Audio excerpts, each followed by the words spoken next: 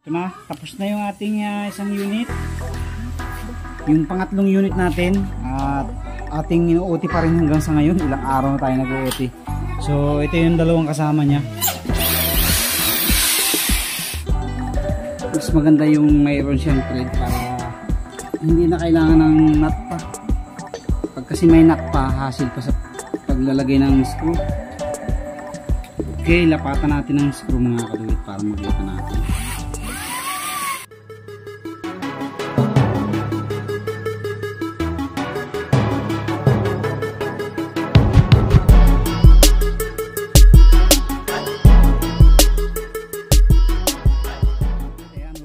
Sa ating YouTube channel, kamusta po kayo? Isang mapagpalang gabi po sa inyo lahat. At dito na, tapos na yung ating isang unit,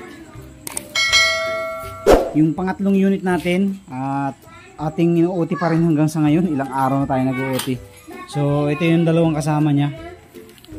So ngayon isi-set up na rin natin yung tangke nito para matapos na to. Tapos ipiprepare na natin yung mga kailangan nito.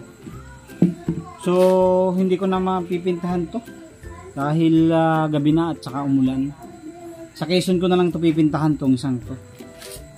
Ang gagawin ko ngayon ay bubutasan ko na lang muna yung kanyang tangke, mounting ng tangke para matapos na tayo.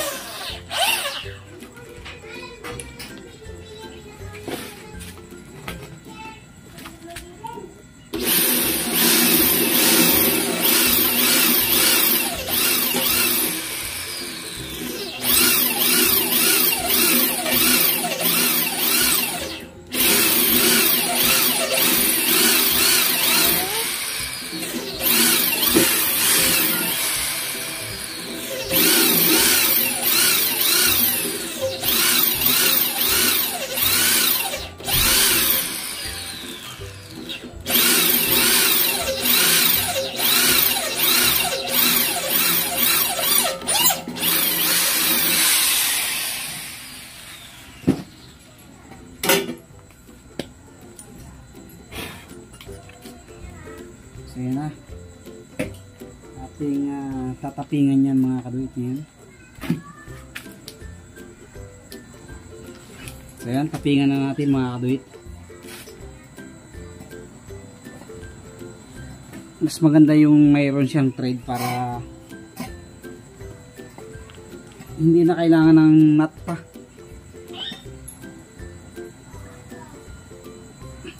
Pag kasi may nut pa, hassle pa sa paglalagay ng screw o ng bolt. So pag wala ng nut, diretso na siya, mas madali.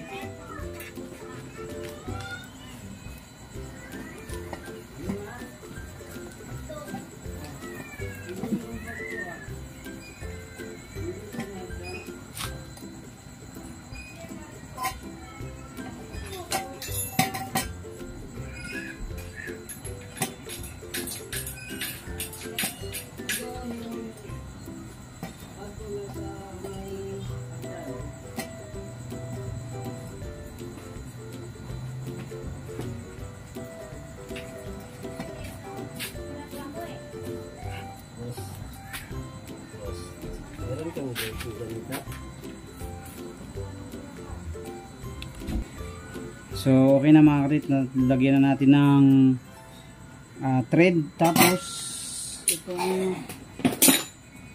tangke natin ay laki-laki natin ng butas kasi maliit ito eh.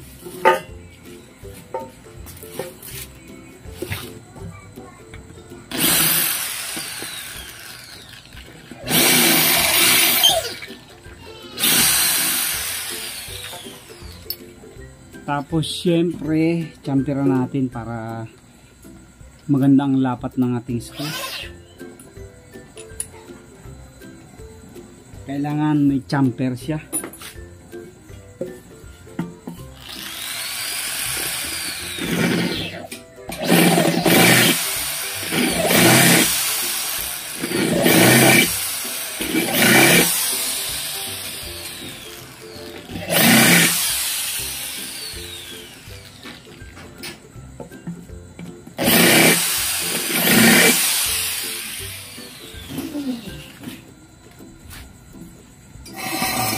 Okay. Tapos na tayo. Subukan natin lagyan ng screw.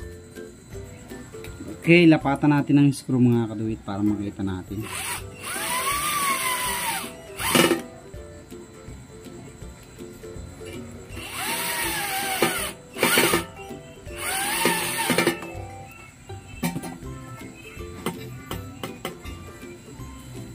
Ayan na.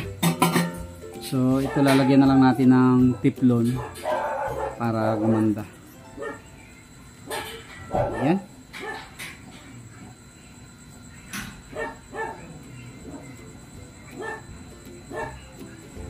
Okay na yan at lilinisan na lang natin yan mga kaduwit. Linis, tapos kung mabubugahan natin ng konting buga lang para hindi kalawangan, bubugahan din natin yan ngayon. So yan na.